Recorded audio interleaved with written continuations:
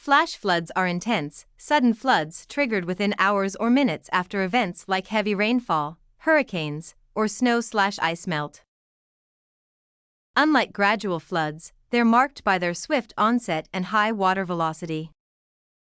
Scientifically, they arise when water quickly surpasses the capacity of rivers, streams, and drains, causing rapid water level rises.